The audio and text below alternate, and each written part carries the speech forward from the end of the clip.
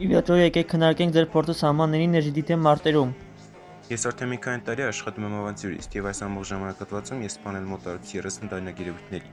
Հետաքրքիր է, իսկ ինչ մեզ կասի յուրօրինակաշակերտը։ Ինչ? Պետք է ուշադրություն շահել, բայց ակին տարբերվելը չի կարելի։ Ես կարող եմ սպանել մոտավոր 50 անգամ ավելին, բայց ավելի լավ է նույնը ասել, ինչպես որ նա։ Դե ես նույնպես սպանել եմ 30 հատ։ Մի հորին իր այստեղ։ 30-ը միանգամից թե համարյա մաքսիմումն է։ Ասացի ախր պետք չէ հորինել։ Սպասիր, միանգամից։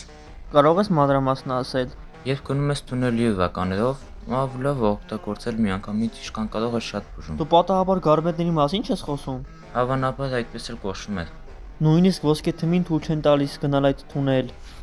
Այս զզվանք խաբեցունինից չկարմրեց։ Եվ այսպես սկսեմ մենք դասընթացը կլորավոր բուժումից ով է ցանկանում գալ գրատախտակի մոտ եւ գտել իր ամենալավ օղակը։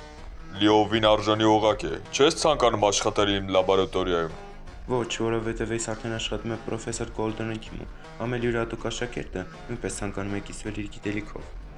Շատ վաղուց 10-ից ցույց է տվել մի օղակ։ Նույնիսկ չգիտեմ, այդ իսկ վաճառով պետք է գնահատել այս մեկը։ Առաջին անգամ տեսնում եմ այդպիսի տարօրինակ օղակ։ Երևում է թագը ոսկե յուրատուկ աշակերտից ընկավ։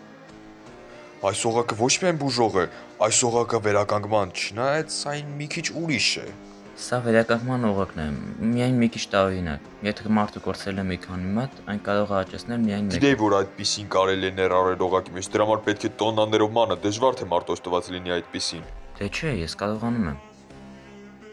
Միայն աճեցնել մատերը մագիով ավելի արագ է։ Ես չհասկացա ինչ դու ասացիր, բայց դա կարևոր չէ։ Խնդրում եմ աշխատել իմ լաբորատորիայում։ Դե, ընդհանրապես ես ուրիշ գործեր ունեմ։